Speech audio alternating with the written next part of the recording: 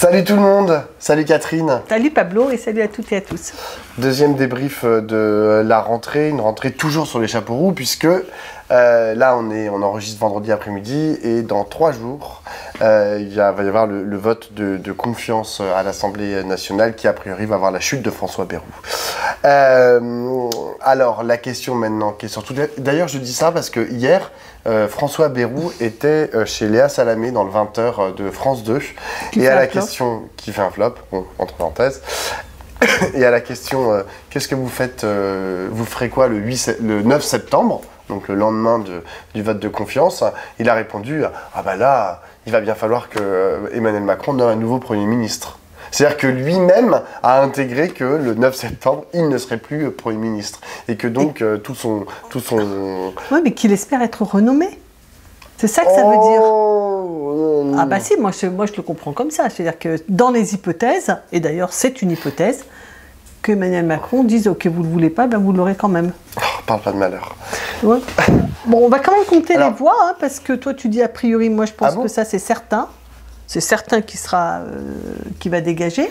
La question, c'est est-ce qu'il va faire tout le bloc central, bloc commun, socle commun, etc. Ça fait près de 210 députés. C'est pas du tout certain qu'il ait 210 voix. C'est pas du tout certain qu'il en ait 200, ni 190. Et ça commence même à dire... à quel point c'est l'archouma pour lui, c'est ça? C'est ça. À quel point Oui, mais c'est pas simplement l'archouma pour lui, c'est aussi à quel point leur socle commun, c'est-à-dire cette espèce d'alliance qu'ils ont concoctée en une soirée. On se souvient de cette espèce de ballet qui avait eu une fin d'après-midi où les chefs de parti à l'Élysée s'étaient réunis. Ils avaient topé comme ça en 2-3 heures de temps.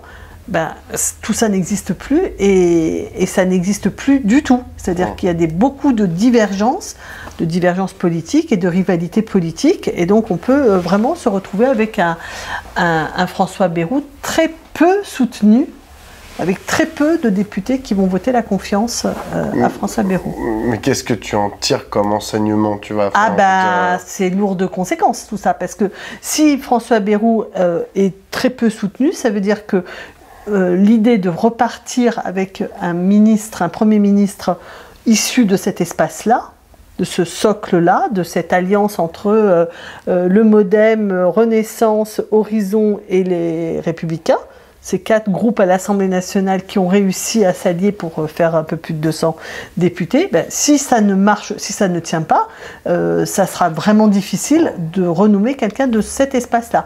De toute façon, ça sera difficile, mais en plus, si ça s'inscrit dans les votes lundi, je pense que ça va vraiment fermer un peu plus l'hypothèse que François Bayrou peut-être caresse d'être renommé, et peut-être qu'il y en a d'autres dans cet espace-là, je sais pas moi, les Vautrin, les Lecornu et Darmanin et consorts, qui espèrent prendre Matignon. Ce que tu as sous-entendu tout à l'heure en disant qu'il y a une partie de ce bloc central qui pourrait ne pas voter François Bayrou, c'est parce qu'il y a des cadors, notamment de la droite conservatrice traditionnelle. Des LR, Des LR, oui, mais ils sont plus vraiment LR, enfin il y en a, je sais même plus, Xavier Bertrand, il est toujours LR? Oui, bien sûr, Xavier Bertrand, il est LR. Bon. Donc c'est Xavier Bertrand, Valérie Pécresse, Laurent Wauquiez, Nicolas Sarkozy, qui lui est plus vraiment LR, si? Si, je pense qu'il est toujours LR. Je sais pas. Ouais. En tout cas, ces gens-là, qui sont quand même pas des personnalités qui sont des personnalités de premier plan à droite, ont tous dit que, François Bayrou, ciao.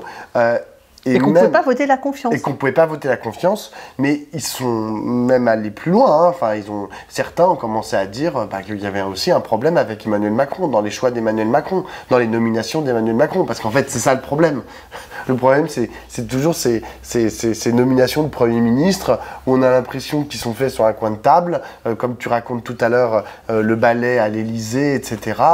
Il a topé la main à 3 personnes et il a l'impression que ça y est, il a obtenu une non-censure il obtient une pseudo-majorité alors qu'en fait il n'y a pas de vote. Enfin bref, c'est l'idée selon laquelle Emmanuel Macron, parce que encore une fois c'est lui qui a à choisir le Premier ministre, pourrait faire un bon ou un mauvais choix le 8. Tout à l'heure on en parlait à déjeuner et tu disais mais c'est insupportable en fait. C'est insupportable en fait l'idée que ça soit Emmanuel Macron qui tienne dans ses mains le nom du prochain Premier ministre, tu vois. Oui, enfin c'est toi qui surtout disais ça serait bien qu'il soit désigné par le Parlement, et que oui. ce soit pas. Moi, je vois que c'est pas un vote du Parlement. Voilà. Moi, ce qui me choque le plus dans cette situation, c'est que Emmanuel Macron peut choisir, et on en est là aujourd'hui, Jordan Bardella ou Olivier Faure, ou Gérald Darmanin, par exemple. Enfin, quelqu'un de... C'est-à-dire qu'en fait, toutes les hypothèses sont ouvertes.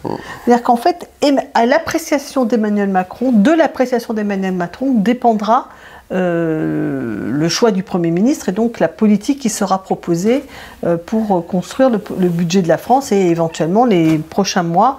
Enfin, c'est incroyable, quoi. Je veux dire que, enfin, on ne peut pas être dans une situation où l'incertitude, c'est-à-dire comme s'il n'y avait aucun indice qui permette de comprendre ce qui est attendu par le pays et ce qu'il faut faire. Enfin, je veux dire, ça ne peut pas être simplement de l'ordre de l'intuition, de l'estime et de l'appréciation même très élaborée d'Emmanuel Macron. Sarkozy dit dans l'interview qu'il a donnée hier et que, je ne sais pas si vous l'avez vu, je ne sais pas où est-ce qu'elle est sortie cette interview. Dans le Figaro. Oui, qui est filmé, le truc qui est filmé. Ah, non, oui. c'est pas dans le Figaro. Moi, j'ai vu l'interview écrite dans le Figaro. Non, où il dit Emmanuel Macron ne fait pas de politique, oui. ne sait pas faire de politique. Alors évidemment, à la différence de lui, Nicolas Sarkozy, qui est un grand politique, voilà, il dit en gros... Ce qui n'est pas faux. Enfin, Nicolas Sarkozy, il fait de la politique. Et Emmanuel Macron, non. Oui, peut-être. Enfin bon, en tout cas, c'est certain que Emmanuel Macron n'a pas eu l'air de comprendre tout à fait l'histoire politique et les ressorts et les dynamiques politiques. Bon, enfin bref, en tout cas... là, la situation est tellement incertaine et qu'elle dépend en effet de son appréciation.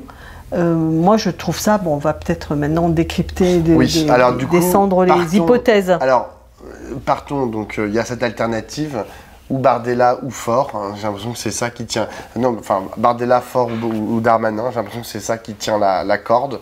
Bon, qu'est-ce que ça veut dire les uns les autres? Alors, on va peut-être commencer par Bardella parce que c'est le plus facile, puisque Bardella, le Rassemblement national, a d'ores et déjà dit qu'eux, ils ne voulaient pas de Matignon, et que ce qu'ils voulaient, c'est des élections anticipées, des élections législatives, une dissolution, qui leur permettrait ensuite d'avoir une majorité absolue. Eux, ils ont dit, nous ne voulons Matignon que si nous avons une majorité absolue. Marine Le Pen a dit ça. Marine Le Pen, voilà. Bardella et Tanguy n'ont pas dit exactement ça. Ah. L'un et l'autre, ils ont dit que si c'était à une dizaine de voix, ah oui, d'accord, tu vois, c'est pas, ils disent on mais est capable... dans la composition actuelle, ils n'en veulent pas. Mais ils ont raison.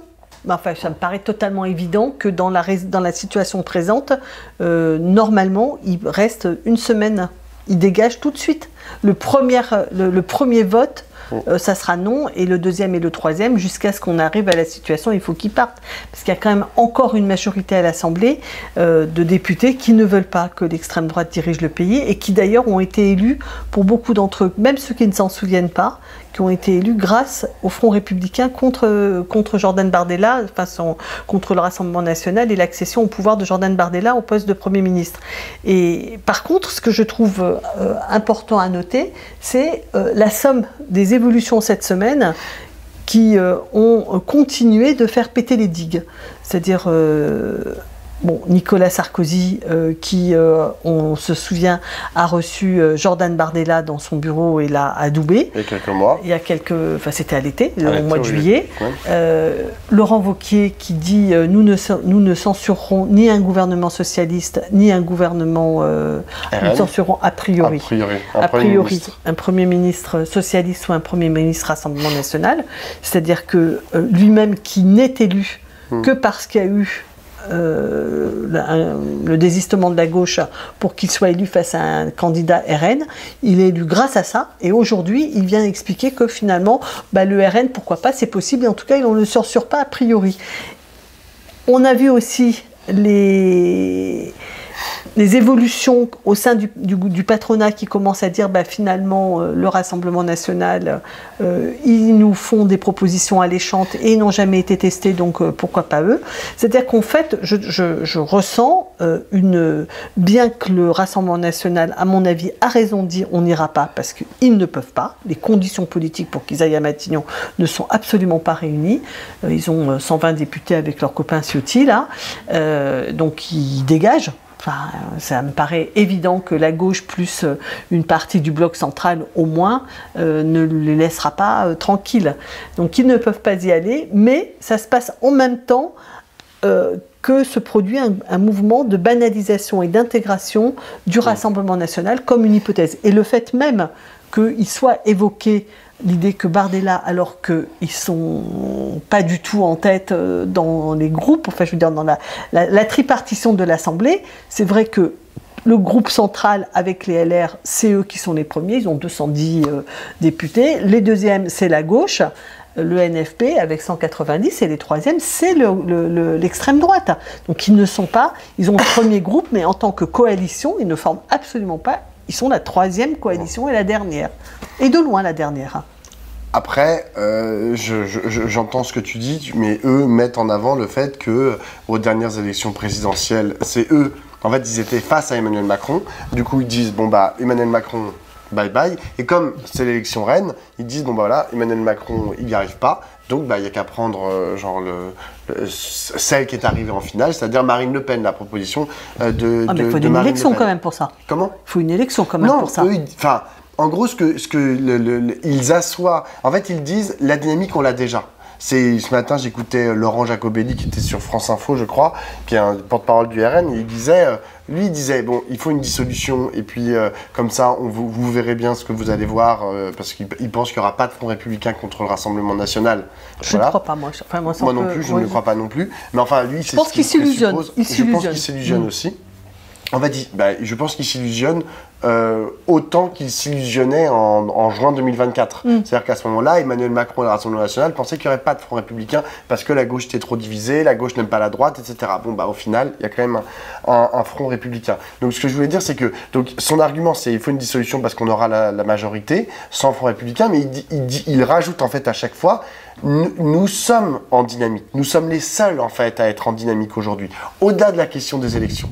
Il dit genre nous avons quelque chose à dire, nous sommes prêts, nous sommes machin, alors que les autres, genre personne n'est prêt et personne n'est en dynamique. Voilà, c'est ça et c'est pour ça qu'il y a une espèce d'ambiguïté et que tu as dit que Tanguy et Bardella disent oui mais c'est pas aussi clair que si on a la majorité absolue, etc. En fait c'est parce que je pense qu'ils sont imprégnés par l'idée que déjà ils sont portés en fait par le peuple. Ils pensent qu'ils vont décrocher une partie des LR. Exactement. Mais Wauquiez, c'est ce qu'il raconte. Enfin, ce que je veux dire, quand tu regardes comment se comporte une partie des LR... Ça ne pas non plus. Une partie des LR, ils sont 45.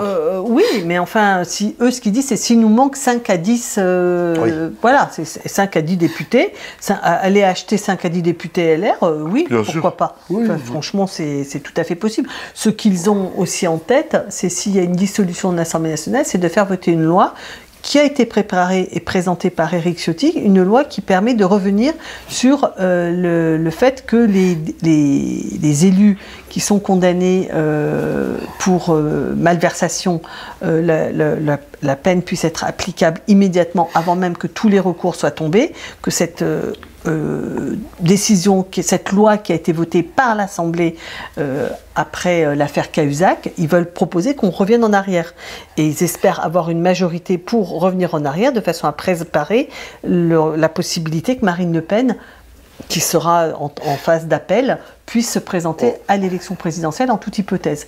Ce qui traduit aussi une autre chose qui est évidente, c'est que Bardella ne peut pas gagner une élection présidentielle, ce que je crois. Donc moi je crois qu'il n'y a pas de...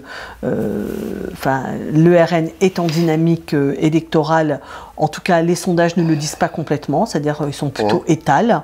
On les mesure à 2 points en retrait par rapport à 2024. à ce stade, ça n'a pas d'importance, à 2 points.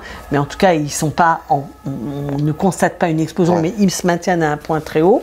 Mais en revanche, je pense qu'ils ont un vrai problème de crédibilité si c'est Jordan Bardella qui est le candidat. Ça ne passe pas. Donc ils sont plutôt intéressés, en effet, par le fait de revenir sur l'interdiction pour Marine Le Pen de se présenter. Passons de l'autre côté, on va passer sur Darmanin parce que genre c'est juste... Enfin pour moi, la nomination potentielle de Darmanin à Matignon... Darmanin ou Vautrin ou je sais pas quoi. Oui, d'accord. Ou Bayrou. Enfin, je veux dire, c'est genre, rien ne change. Enfin, tu vois, maintien de la même politique avec les mêmes. D'ailleurs, il peut prendre exactement le même gouvernement. Il échange. Bayrou peut devenir ministre de la Justice et puis lui devient Bon, il y a des petites tensions à la marge. Je pense que Retailleau, c'est compliqué. À la fois, il veut rester et en même temps, il faut qu'il parte. Oui, mais alors Retailleau, c'est un cas spécial. Oui, parce qu'il est candidat à l'élection présidentielle. Il espère. Il est candidat à l'élection présidentielle. 2, au sein de son parti, ok, il est président de son parti et il a bien gagné. Mais enfin, la liste des cadors tout à l'heure de DLR, qui commence à lui chercher des poux, c'est quand même pas négligeable, en fait. Leur poids politique, le poids politique. C'est quand même un poème, hein, les LR. Ouais. Non mais je veux dire, ils élisent le mec à 70% et puis ils sont déjà en train de lui casser la gueule. Ouais. Bon, enfin bref. C'est les barons, tu vois, genre c'est les grands barons qui commencent à se mettre en mouvement. Donc effectivement, le cas Retailleau est un peu particulier, mais enfin on sera pas malheureux il n'est pas si particulier que ça parce qu'il a une question et qui est même comme celle d'Édouard Philippe, c'est-à-dire que d'aller au gouvernement à l'approche de l'élection présidentielle, ça veut dire quand même que tu endosses cette politique-là. Je crois qu'aucun d'eux ne le veut. D'ailleurs, Attal, Retailleau et Philippe probablement ne voudront pas être dans le prochain gouvernement si c'était un gouvernement de cette espèce-là. C'est tout à fait juste et c'est exactement ce qu'ont senti les cadors LR, tu vois, de dire non, mais il est temps de prendre de la distance avec tout ce boui-boui là. Et donc c'est ce qu'ils sont en train de faire, Sarkozy et les autres, tu vois. Mais on va passer maintenant à gauche, parce que donc il y a l'hypothèse Faure. C'était même la une de l'UMA aujourd'hui. Alors, c'est pas sur Faure, non, mais c'est l'hypothèse de la gauche. Qui nomme quelqu'un de gauche. Oui, parce que on vient de loin, hein. Enfin, je veux dire, oui, ça fait un an qu'on ne pensait plus, Faure ou Boris Vallaud, quoi. Oui, bon, peu importe, tu vois. Enfin, un socialiste. Un socialiste. Alors, dans la une de l'UMA, il y a toute la gauche. De Jean-Luc Mélenchon, Fabien Roussel, Marine Tondelier, les socialistes, Clémentine, tout ça. Bon. Franchement, il y a encore quelques mois, l'idée en fait que Emmanuel Macron pourrait nommer quelqu'un issu du NFP était totalement proscrite. Enfin, on n'y pensait absolument pas. Moi, je n'y ai jamais. Je pensais pas que ça adviendrait depuis que j'ai compris que Lucie Casseray ne serait pas première ministre. Et là, voilà. Donc, en fait, ce qui est étrange, c'est que pas grand-chose n'a changé. Alors, dans le monde, il y a eu des changements, mais l'Assemblée nationale est toujours la même. C'est la même qu'il y a un an. Les dynamiques sont à peu près les mêmes. Bon, il y a quelques inimitiés, peut-être, qui se sont exacerbées entre les insoumis et les socialistes, etc. Mais... en fait, Emmanuel Macron, comme on a l'impression qu'il considère la politique comme jouer aux cartes, tu vois, genre, en fait, il joue tous les atouts, puis à la fin, il lui en reste plus beaucoup, tu vois, et là, donc, il lui reste la carte Bardella, puis la carte NFP, tu vois, genre, t'as l'impression qu'il lui reste plus que ça à jouer. Mais c'est assez terrible, en fait, de penser comme ça. Et donc, la gauche, la nomination d'un Premier ministre de gauche, socialiste ou autre, genre, enfin, pour moi, ne pourrait être qu'un pis-aller, tu vois. C'est genre vraiment, c'est le dernier truc avant le déluge, quoi. Genre, c'est genre, bon, c'est pas Bardella. D'ailleurs, j'ai appelé un socialiste qui me l'a vendu en ce sens, qui m'a dit, Pablo, tu comprends bien qu'on est obligé d'y aller parce que si c'est pas nous, c'est Bardella. Donc, c'est le chaos. Donc, c'est horrible. Le RN a dit non, donc... Oui, donc, ils y vont, tu vois. Alors... moi, d'abord, je pense que c'est pas tout à fait exact, que rien n'a changé par rapport à 2024.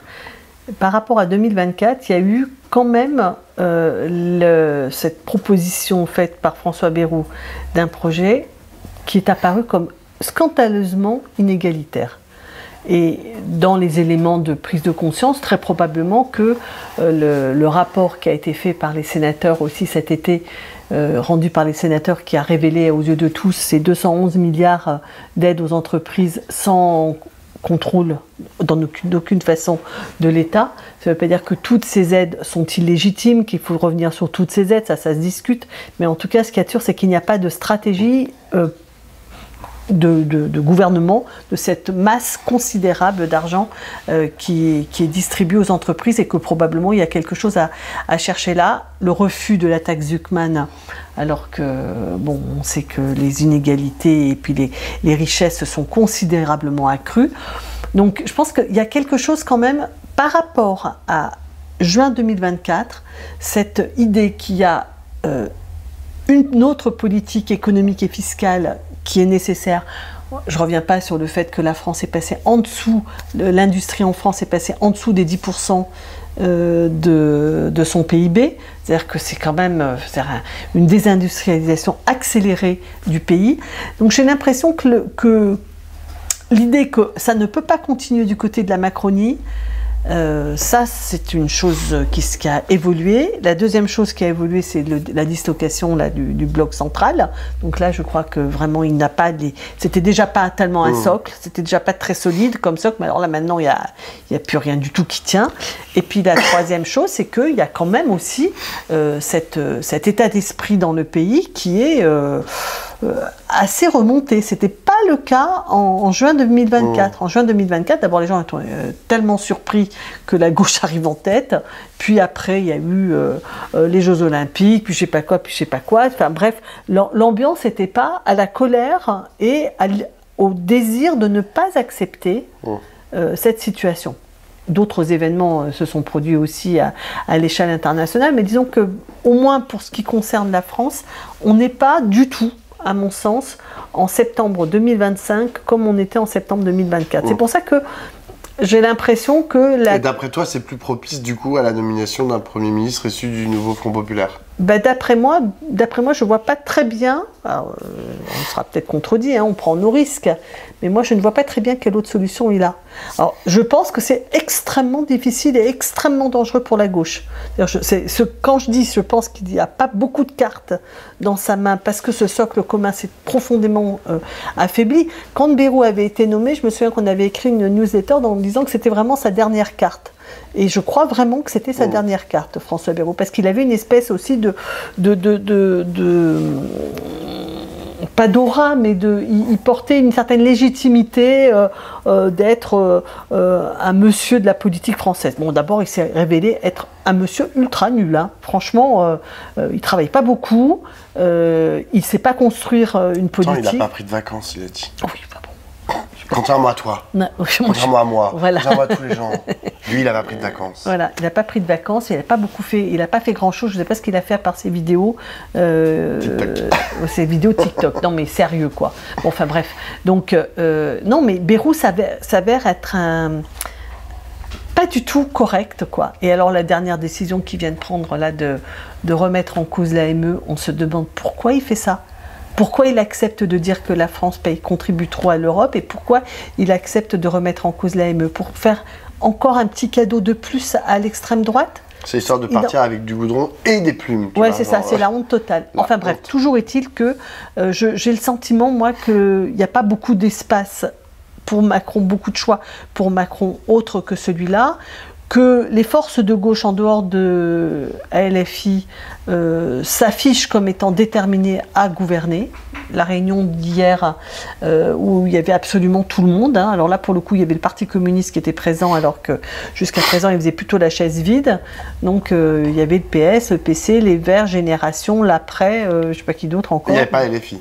Qui avait été invité, mais qui n'est pas venu. Voilà, donc les autres forces continuent de faire pression pour dire, bon, nous, on est prêts, et ils avancent avec des propositions qui ont un soutien substantiel dans l'opinion publique, notamment cette fameuse taxe Zuckman, qui est de 2% pour les patrimoines de plus de 100 millions, ce qui représente 1800 foyers fiscaux en France, c'est-à-dire quand même, en gros, pas vous et pas nous. Hein. Non. Voilà. Et 15 à 20 milliards d'entrées fiscales tous les ans. Donc sur les 45 que Bayrou cherchait, ça fait déjà pas mal. Mais ceci étant, ce matin, il y avait une conférence de presse commune de Ensemble et de l'Après, parce que Ensemble, vous savez, c'était ce groupe qui a été créé qui rassemblait des gens des alternatifs rouges et verts, des gens de, je ne sais plus quoi, je sais qu'il y avait Clémentine Autain, les communistes unitaires, enfin bon, il y avait un regroupement de petites organisations de gauche au temps du Front de gauche, qui s'étaient rassemblées et qui faisaient ensemble, qui s'étaient maintenus. Ils ont décidé de rentrer dans l'après, donc de se fondre dans le mouvement l'après, qui est le mouvement initié par les insoumis qui ont été virés par la direction de l'AFI, donc Corbière, Autain, Simonet, etc. Et donc ce matin, ils faisaient une conférence de presse ensemble. Et la question bon, moi j'y étais pour Regard, et la question que je leur ai posée, mais c'est, vous rendez compte du risque politique que vous prenez? C'est-à-dire que si la gauche est appelée au gouvernement, c'est quand même une difficulté que d'y aller sans les insoumis. Pas parce que les insoumis auraient des idées tellement différentes et tellement meilleures, parce qu'en fait leurs idées ne sont pas si différentes du NFP, mais c'est surtout qu'il y a une certaine capacité d'entraînement et de lutte que les insoumis sont capables d'activer ou pas, et qu'il n'y a pas de gauche qui puisse réussir simplement parce qu'il y aura des hauts élus, des grands technocrates au pouvoir. Ça n'existe pas. Et ça n'existe pas du tout dans la situation présente. Alors, ils en ont conscience, hein, je veux dire, c'était assez intéressant cette conférence de presse, parce qu'ils ont assez clairement exprimé, bon, donc il y avait Hendrik Davy, Clémentine Autain et Daniel Simonet qui se sont exprimés dans cette conférence de presse, et ils ont clairement dit, pour nous, il y a à la fois l'union et la mobilisation, et que cette mobilisation peut conduire à élargir le socle de l'union, c'est-à-dire à faire revenir la France insoumise, qui au départ n'avait pas du tout, en juin l'année dernière, au soir de la dissolution, la déclaration de Jean-Luc Mélenchon n'était pas du tout une déclaration en faveur d'un rassemblement des forces de gauche. Et c'est la pression qui a poussé Mélenchon et l'AFI à faire partie du NFP. Donc eux, ils ont plutôt comme modèle de réitérer et d'espérer que les luttes qui s'annoncent, celles du 10 et celles du 18 septembre, vont être des mobilisations qui vont à la fois les pousser, enfin, pousser le gouvernement à appeler la gauche et pousser l'AFI à venir avec eux. Et au fond, c'est quand même très intéressant en fait d'imaginer que voilà, les dissensions, les bisbilles, toutes les guerres prix-crocolines qu'il peut y avoir à l'intérieur de la gauche, notamment aujourd'hui entre les insoumis et les socialistes, peuvent être surmontées par la rue. En fait, par la foule, par genre le peuple de gauche qui s'active. Parce qu'au fond, qui s'active ou qui existe, fait qu'il le fait savoir. Existe, exactement. Parce qu'au fond, c'est ce qui s'est passé en juin 2024. Je veux dire, en fait, ils n'étaient pas hyper partants en fait pour se mettre tous ensemble et qu'il y ait des candidats uniques, les camarades de gauche.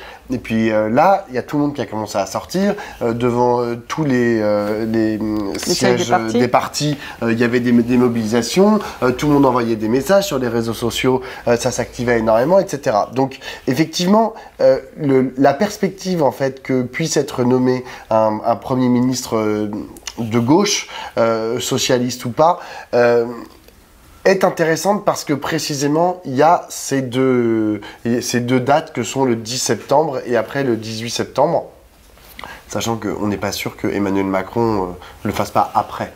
Ne nomme pas genre le 25 septembre, tu vois, il peut prendre le temps qu'il veut. Bien sûr.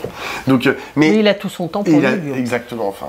C'est l'apanage des dieux, tu sais, genre, ils sont de toute éternité. Donc, du coup,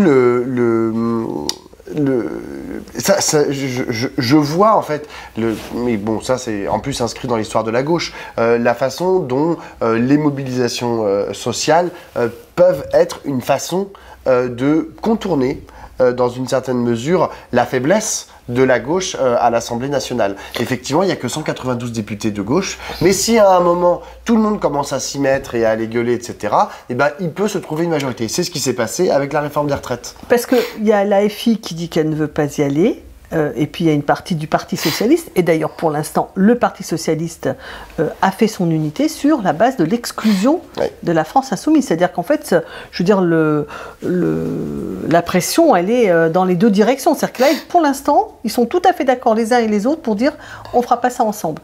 Donc ça rend, moi je pense, ça rend très très compliqué un gouvernement de gauche sans la France insoumise. Franchement, je ne le vois pas. Je ne vois pas comment un truc comme ça peut fonctionner pour la raison que j'ai dit, quoi. C'est-à-dire, c'est la question de l'entraînement. Ouais, oui, d'avoir une dynamique, quoi. C'est-à-dire que...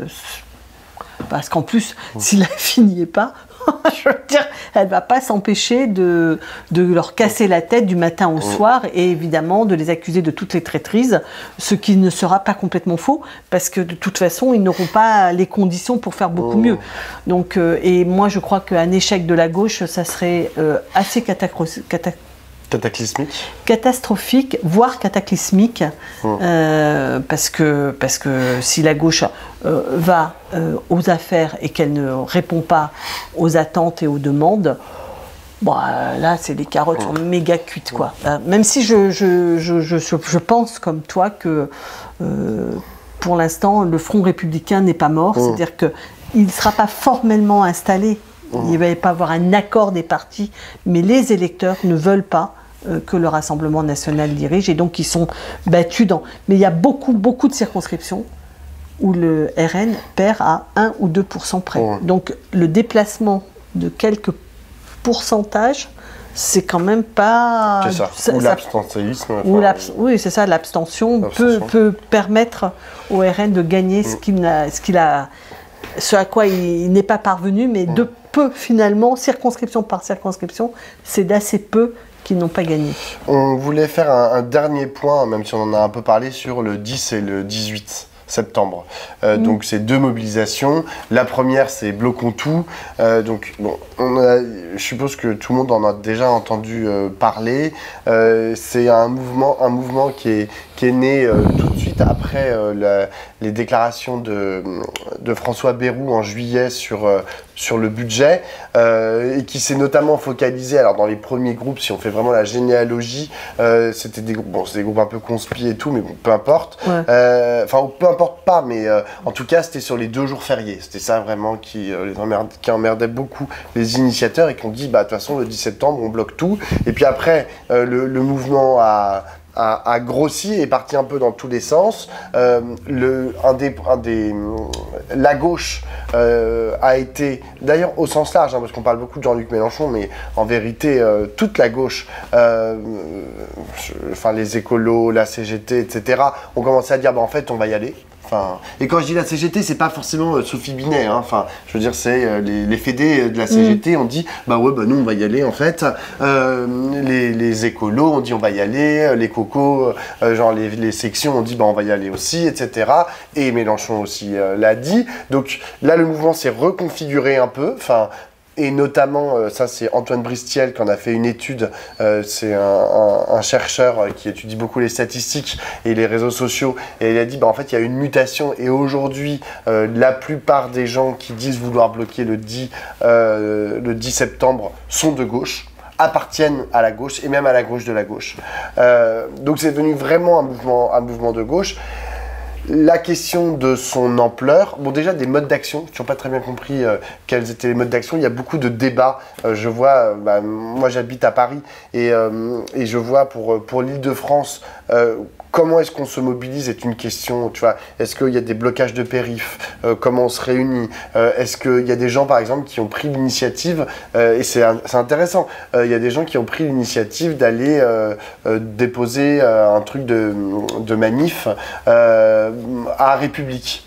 Et là, il y en a d'autres qui disent, bon bah voilà, moi, genre, j'ai fait un dépôt en préfecture, j'ai dit qu'il y a une manif de 14 à 18 mercredi. Et là, il y en a d'autres qui disent, ah mais non, pas du tout, enfin, genre là, t'es en train de casser, c'est l'inverse, bloquons tout, c'est surtout, on fait pas, on va pas à République comme ils s'attendent qu'on aille à République, etc. Tu vois. Et du coup, le mec répond, bah oui, mais on fait quoi? Enfin, genre, j'ai pas compris, donc faut pas utiliser cette carte bleue. Donc les modes d'action sont très changeants, et voilà, mais bon, moi je trouve ça très heureux que je sache pas très bien ce qu'il va falloir que je fasse, ce qu'il va falloir que l'on fasse collectivement le 10 septembre. Mais il y a la question surtout de est-ce qu'il va y avoir vraiment du monde dans la rue, tu vois? Est-ce qu'il va y avoir un effet? Est-ce que ça va être le début de quelque chose ou pas? Alors, et là, c'est très compliqué. Quand on écoute Retailleau, j'écoutais Bruno Retailleau ce matin. Bon, lui, il t'annonce le pire. Lui, c'est vraiment genre, vraiment, on va sortir tout le monde. Genre, j'ai prévenu tout le monde, tous les préfets sont prévenus. Il ne faut pas qu'ils aillent au point, comment on dit, pas les points clés, les trucs vitaux du pays. Je ne vous en donne pas la liste, mais cette liste est très facile. Il a dit ça ce matin. Je ne vous en donne pas la liste, mais la liste est très facilement accessible sur Internet. Et, ils seront très bien défendus. Non mais tu sais, c'est une façon de mettre de l'huile sur le feu, tu vois. Enfin, ils ne rêvent que de ça, de pouvoir remettre de l'ordre dans une France en bazar. Enfin, alors que précisément, je crois que le bazar, ça fait le débordement, ça fait partie. C'est la vie démocratique. Enfin, je veux dire, s'il n'y a pas ces moments de respiration, s'il n'y a pas des moments comme le 10 septembre ou comme les gilets jaunes, etc. Mais on n'est plus une démocratie, on est genre une république morte. Enfin, donc là, est-ce que ça va être un moment où on vraiment va prendre une grande respiration et on va y aller et ça va être bien? Ou est-ce qu'il ne va pas y avoir grand monde? Je ne sais pas. Bon, nous, on sera dans la rue. On verra bien ce qui se passe. Mais moi, je pense que ça ne sera pas que la rue qui va être un indicateur. Voilà, c'est ça qui est intéressant dans ce mouvement, c'est qu'en fait, il va y avoir des tas de gens qui vont chercher la façon de manifester leur mécontentement. Et c'est ce que je disais tout à l'heure, c'est que vraiment, là, je crois qu'on passe des caps, on passe des seuils dans le mécontentement. Et là, les gens sont vraiment, vraiment pas contents. Pas contents parce que c'est totalement injuste qui est proposé, pas content parce que ça n'a pas de sens ce qui est proposé. Hier, je faisais une émission avec Frédéric Dabi qui rendait compte des entretiens en one-to-one que font les l'IFOP. C'est ce qui est très intéressant. Il y a les sondages quantitatifs et puis il y a toutes les études qualitatives. Et dans lequel ce qu'il disait, qui ressortait mais massivement, et c'était ça qui m'a frappé dans ce qu'il racontait, il disait massivement ce que les gens veulent, c'est que le politique reprenne sa place. C'est-à-dire que là, il n'y a plus de politique, là, il n'y a rien, c'est le néant. Bayrou a tout éteint, c'est le bordel, on n'y comprend rien, il n'y a pas d'idées qui ressortent. Ce qu'ils veulent, ce que les gens veulent, c'est que la politique reprenne sa place, c'est-à-dire qu'il y ait des projets politiques. Et en ce sens, alors moi, c'est ma position, et donc je l'ai exposée sur le plateau où j'étais, et Dabi m'a pas donné raison, a dit que j'étais en phase avec tous les sondages, enfin, les études qualitatives qu'il faisait. Tu es le peuple de France. Non, je ne suis pas le peuple de France, c'est que je pense que ce que je dis est un peu simple, mais les gens veulent retourner aux urnes, mais avec du temps. Ce que disait Dabi, c'est que les gens ne veulent pas d'une dissolution à la hussarde, comme ça a eu lieu au mois de juin, qui a sidéré tout le monde et rien permis de régler, ni d'une démission d'Emmanuel Macron surprise qui ferait qu'en 45 jours il faudrait revoter. Tout le monde veut qu'on remette, et c'est évident que le fait qu'il n'y ait pas eu d'élection présidentielle avec un vrai débat en 2022, ce qu'il disait, c'est que les gens sont nostalgiques.